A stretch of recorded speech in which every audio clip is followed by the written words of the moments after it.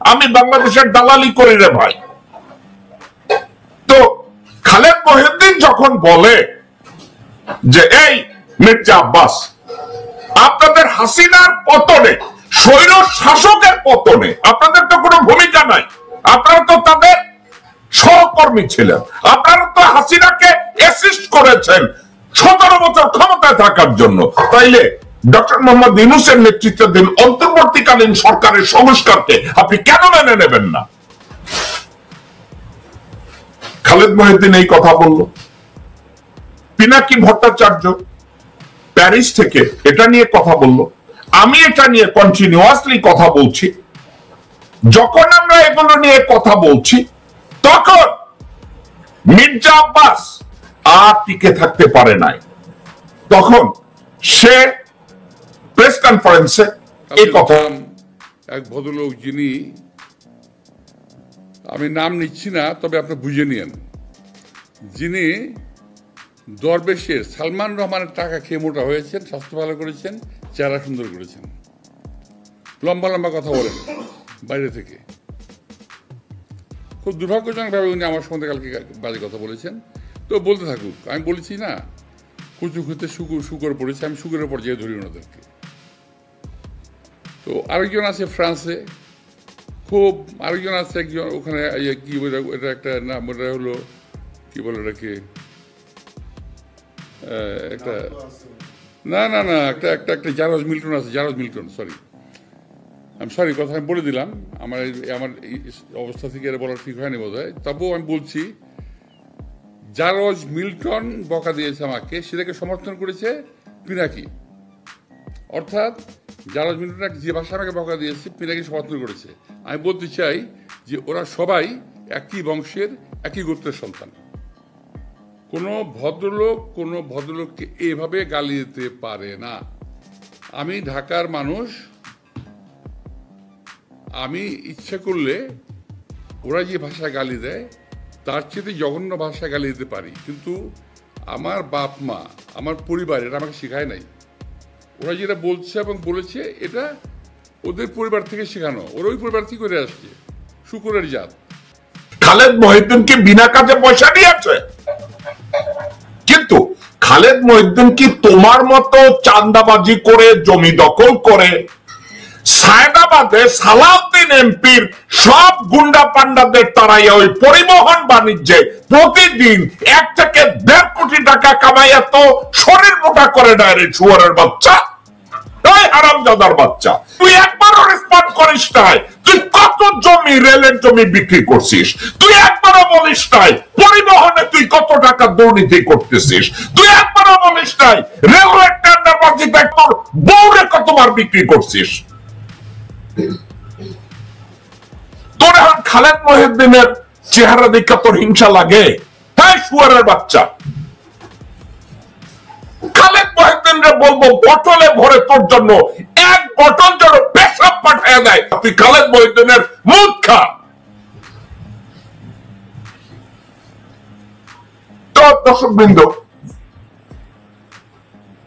এই মির্জা আব্বাস তার এই মন্তব্য দেওয়া, মির্জা ফখরুলের এই মন্তব্য দেওয়ার পরে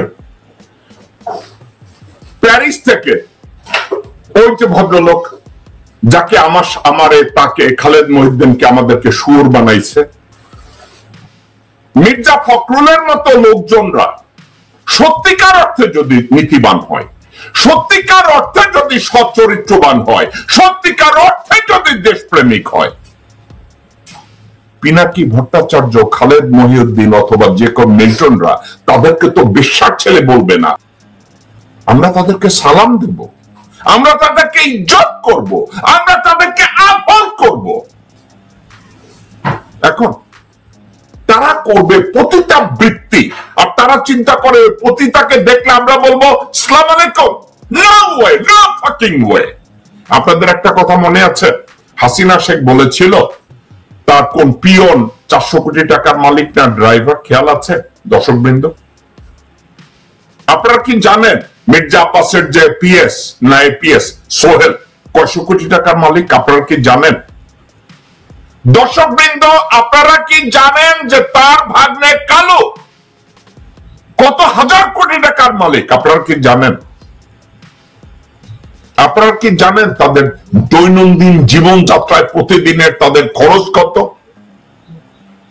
তো মির্জা আব্বাসের ভাগ্নে কালু যদি কয়েক হাজার কোটি টাকার মালিক হয়, মির্জা আব্বাসের এপিএ সোহেল যদি কয়েক হাজার কোটি টাকার মালিক হয়, তাহলে মির্জা আব্বাসের দিকে আপনারা একটু তাকান।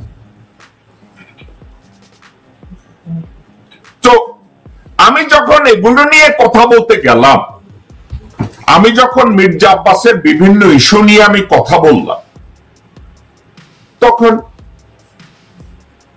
বিএনপির আরেক মির্জা, যে ক্রাইম সিন্ডিকেট, কথায় কথায় ইন্ডিয়ান হাই কমিশনে যায়, বিএনপির মহাসচিব, সে এটাকে ডিফেন্ড করার জন্য এগিয়ে এলো। অর্থাৎ এক চোরকে আরেক চোর ডিফেন্ড করতে এলো, এক বেঈমান আরেক বেঈমানকে ডিফেন্ড করতে এলো।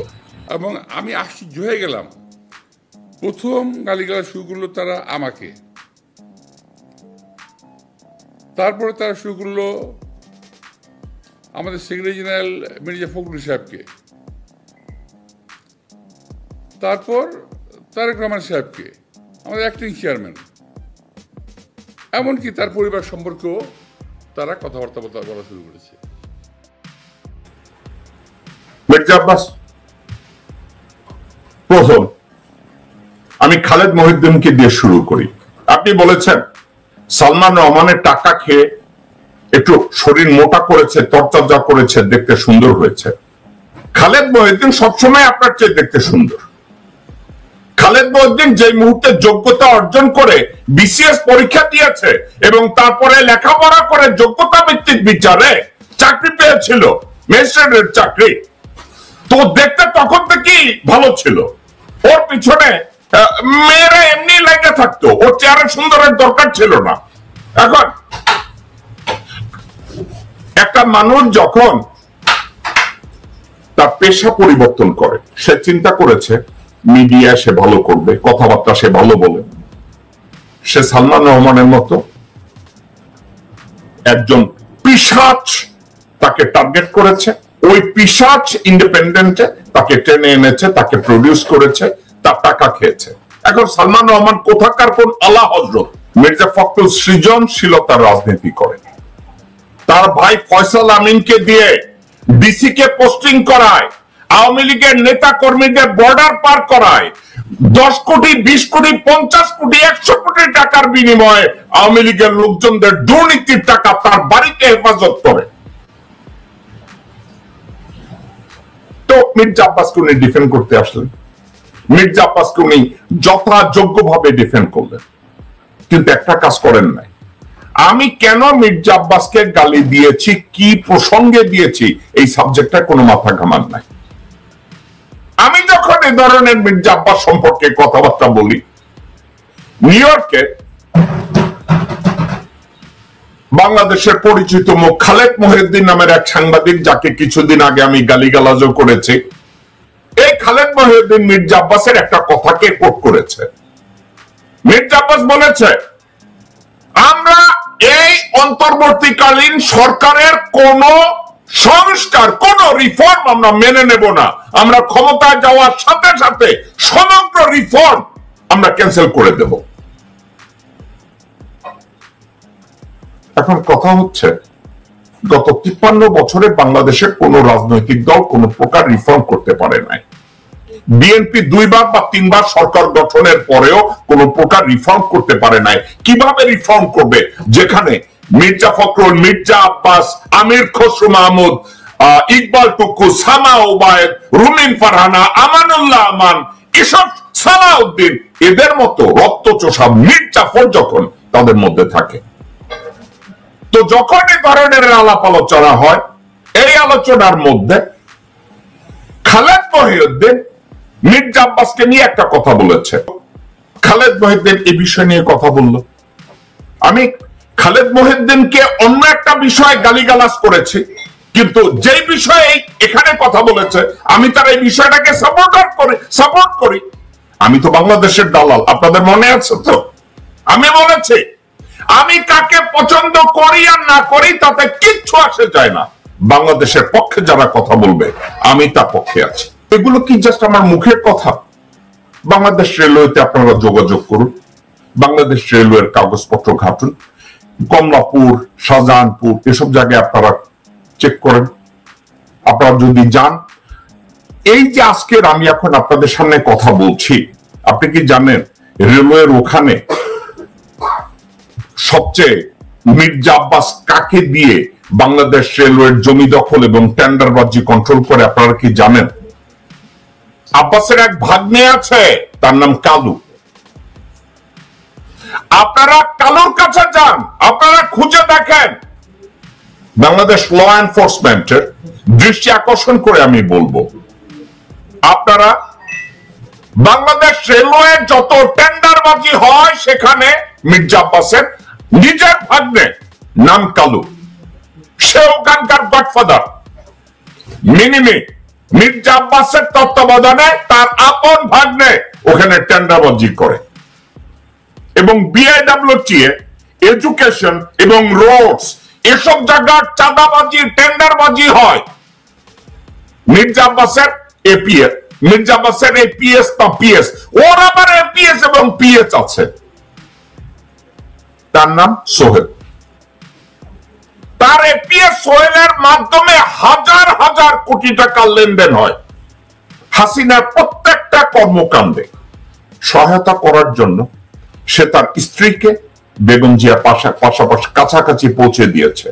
খায়রুল কবিরের খোকনের বউকে পর্যন্ত বেগম জিয়ার কাজের বেটি বানানো হয়েছিল। কেন জানেন? খবর আনা নেয়া করার জন্য। বেগম জিয়াকে 5ই মে শুধু ডিস্ট্রাক্ট করা হয় নাই, মিসগাইড করা হয় নাই, তাকে হেল্পলেস ভাবে সরিয়ে নেওয়া হয়েছে। বেগম জিয়া আপত্তি তুলেছিলেন, এই মির্জা আব্বাস, মোসাদ্দেক হোসেন ফালু, আরো কিছু লোকজন এরা এবং সাদেক হোসেন খোকা। এখন বেগম জিয়া নির্ভর করত ঢাকা মহানগরীকে নিয়ন্ত্রণের জন্য সাদেক হোসেন খোকা, মির্জা আব্বাস, আব্দুল্লাহ আল মিন্টু, আরো 2-4 জন। এরা যখন পিছ থেকে বলে না ম্যাডাম আর এটা আগানো যাবে না, আমাদের এখান থেকে সরতে হবে, তো তারা ওখান থেকে ভেগেছে। গাড়ির নিচে কাকে ফেলে দেওয়া হয়েছে? বন্দুকের নলের সামনে হেফাজতের বাচ্চা বাচ্চা পোলাপনদেরকে, যাদেরকে দিনে দুপুরে রাতের আধারে খুন করা হয়েছে। এবং এই খুনের রক্ত মির্জা আব্বাসের হাতে, এই খুনের রক্ত সাদেক হোসেন খোকার হাতে, এই খুনের রক্ত মির্জা ফখরুলের হাতে, এই খুনের রক্ত আব্দুল আউয়াল মিন্টুর হাতে, এই খুনের রক্ত আমির খসরু মাহমুদের হাতে, যারা আজকে বাংলাদেশের গণতন্ত্র এবং নির্বাচন নিয়ে কথা বলে। পঙ্কজ সরণের সামনে তারা রয় হয়ে শপথ নেয়। এসব মাদারসানরা, আপনারা যাদেরকে বিএনপির বড় নেতা, প্রেসিডিয়াম সদস্য, সেক্রেটারি জেনারেল আপনারা মনে করেন,